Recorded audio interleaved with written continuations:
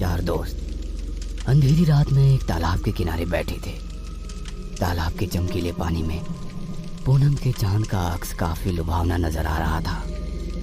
बीच बीच में काले बादल चांद को अपनी आगोश में लेकर आगे निकल जाते। सभी दोस्त हंसी मजाक कर रहे थे। बीच में बहुत सारी खाने की चीजें और शराब भी रखी हुई थी। सभी दोस्त मिलकर बड़ी चाव से उन चीजों पर हाथ साफ कर रहे थे। भाई कोई डरावना किस्सा सुनाओ ना। और राकेश किस्सा सुनाने लगा। रात के करीब 1 बजे थे।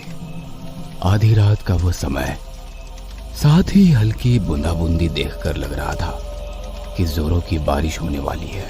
शान सड़क पर एक ऑटो चलता हुआ दिखाई दे रहा था। ऑटो ड्राइवर हल्की सीटी बजाते अपने मोड में था कि तभी सड़क की एक तरफ कोई खड़ा नजर आया। ऑटो नजदीक ले जाते हुए ऑटो ड्राइवर ने पूछा, कहाँ जाना है? अगली नुक्कड़ पर। और वो महिला ऑटो में सवार हो गई और कुछ ही देर में उनकी ऑटो दोबारा उस सुनसान सड़क पर चलने लगी। ऑटो में बैठे उस औरत का पल्लू धीरे धीरे रिक्शे से बाहर जाते हवा में लहराने लगा।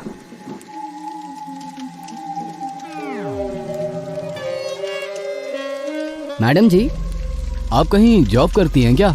नहीं तो क्यों? मतलब आप इतनी रात को इस सड़क पर खड़ी थी, इसलिए पूछा। वैसे आपको जाना कहाँ है? आगे नुक्कड़ पर जो पीला बंगला है ना, मैं वहीं रहती हूँ। क्यों मजाक कर रही हो मैडम जी? बताइए ना आपको कहाँ जाना है। मैं मजाक नहीं कर रही हूँ, मैं उसी बंगले में रहती हूँ, अकेली। पर उस बंगले के बारे में मैंने तो कुछ अजीब सी बातें ही सुन रखी है। अजीब सी बातें? जैसे कि? मतलब उस बंगले में कोई बुरी आत्मा रहती है जो लोगों को जान से मारती है। अलो, मेरा बंगला भी आ गया। ऑटो उस बंगले के गेट के बाहर आकर रुक जाती है। ऑटो वाला धीरे से अपना सर ऑटो से बाहर निकालकर बंगले की ओर देखता है। बंगला काफी अजीब डरावना लग रहा था, जैसे कोई वीरान खंडहर हो। ऑटो से नीचे उतरकर वो महिला अपनी पर्स टटोलने लगी। भैया 2 मिनट रुको, मैं पैसे लेकर आती हूँ। इतना कहकर वो औरत गेट खोलकर बंगले के भीतर चली गई। ऑटो ड्राइवर के पास रुकने के अलावा कोई चारा ना था। वो डरा सहमा सा उस बंगले को निहार रहा था।